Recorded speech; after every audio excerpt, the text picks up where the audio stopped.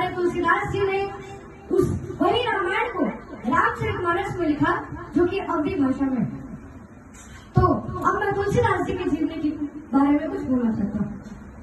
तुलसीदास जी की चौपाइयां दोहे और उनका परिचय। हमारे तुलसीदास जी की जन्म कथाएं बड़ी अद्भुत है, जो कि इनके जन्म के उपरांत ही इन्हें महापुरुष होने का संकेत हुआ था। यूं तो हमारे भारतवर्ष में समय समय पर धर्म विज्ञान एवं साहित्य के क्षेत्र में महान से महान विद्वानों और साहित्यकारों का जन्म हुआ है, परंतु हमारे तुलसीदास जी उन्हीं साहित्यकारों में से एक हैं, जो कि अलौकिक प्रकाश की छटा को बिखेरते हुए समस्त संसार को शुभ्र प्रकाश और स्वच्छ दृष्टि प्रदान करते हुए राम का नाम लेकर इस राम पर अवतरित हुए। आज तक हिंदी साहित्य जगत में उनका कोई जोड़ नहीं है। उन्होंने अपने साहित्य से पूरे भारत के लोगों को इतना प्रभावित किया कि भव समुद्र शुभ्र नाव एक राम नाम से समस्त पापों के बंधन से बेड़ा पार जाने की प्रेरणा दी है। गंगा मंदिर में समय की पाबंदी होती है, समय से पटोल द्वार खुलते हैं और बंद हो जाते हैं, लेकिन हमारे तुलसीदास जी के रचित महाकाव्य रामचरितमानस में ऐसा कुछ भी नहीं है। 24 आवर्स 24 घंटे जब भी मन में इच्छा हो, रामचरितमानस रूपी सरोवर में डुबकी लगाओ और पाप मुक्त हो जाओ। संत गोस्वामी तुलसीदास जी का जन्म 1588 ईस्वी को राजापुर ग्राम चित्रकूट जिले उत्तर प्रदेश में हुआ था। इनकी माता का नाम तुलसी और इनके पिता का नाम आत्माराम दुग्गल था। बचपन में ही इनकी माता का देहांत हो गया था। जब वे जन्मे थे तो इनके मुख में दांत भी था और जन्म के उपरांत ही इन्होंने राम का नाम लिया था, इसलिए बचपन में लोग इन्हें राम बोला करके पुकारा करते थे। इनकी माता के देहांत के बाद चुनिया नाम की दासी ने ही इनका लालन पालन किया था। जब वे 5 या 7 साल के हुए तो चुनिया दासी में चल बसी, तब से लोग इन्हें मनहूस पाने लगे थे। इनकी पत्नी का नाम रत्नावली था। वे अपनी पत्नी से बेहद प्रेम करते थे।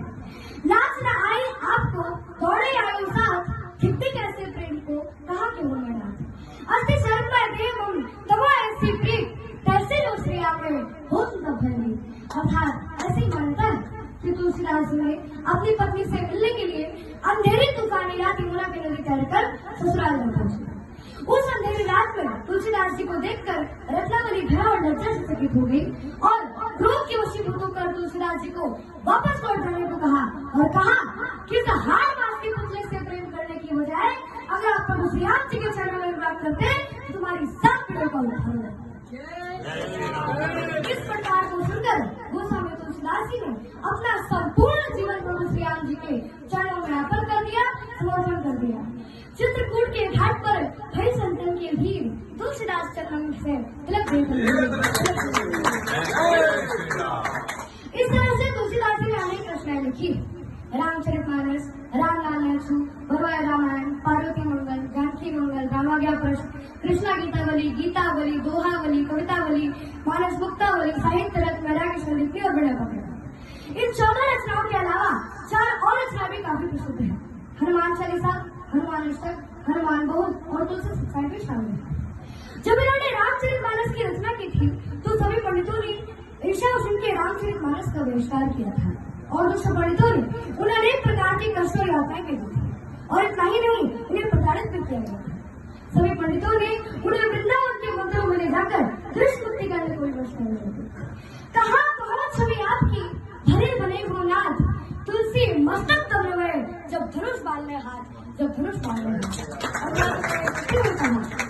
कि हे नाथ, मैं तो आपकी जो छवि देख रहा हूँ वो बड़े ही सुंदर और रमणीय है। आपकी सुंदरता का वर्णन नहीं किया जा सकता, परंतु हे प्रभु, मेरा मस्तक आपके समक्ष तभी झुकेगा जब आपके हाथ में धनुष और बाण होगा, अर्थात जब आप श्री राम के उनके समक्ष खड़े होंगे। फिर क्या था? प्रभु ने उनकी पुकार सुन ली और तुलसीदास जी के समक्ष राम रूप में प्रकट हो गए और इसको देखकर सभी पाखंडी पंडित के नेत्र शर्म के वाले झुके कि कित मुरली कित चंद्रिका कित गोपियों के साथ अपने जन के कार्य कृष्ण भैरवनाथ, कृष्ण भैरवनाथ। फिर रामचरितमानस को सभी रामचरितमानस का कथानक रामायण से ही लिया गया है। रामचरितमानस लोक ग्रंथ है और इसे उत्तर भारत में बड़े भक्ति भाव से पढ़ा जाता है। इसके बाद विनय पत्रिका उनका एक महत्वपूर्ण काव्य है जिन पर प्रभु श्री राम ने आकर खुद हस्ताक्षर किए थे। पूरे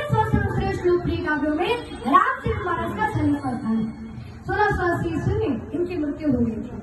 पुनः आयु इनकी 126 साल हुई कि सिया राम में सब जग जानी, करो प्रणाम जोरे सुपारी, कलियो केवल नाम धारा, सुमिर सुमिर जो उतरी पारा, जन्म जन्म के यतन उपरागी, अंत काल प्रभु आवत लागी, और जो हरि कथा सुने नहीं काना, श्रवण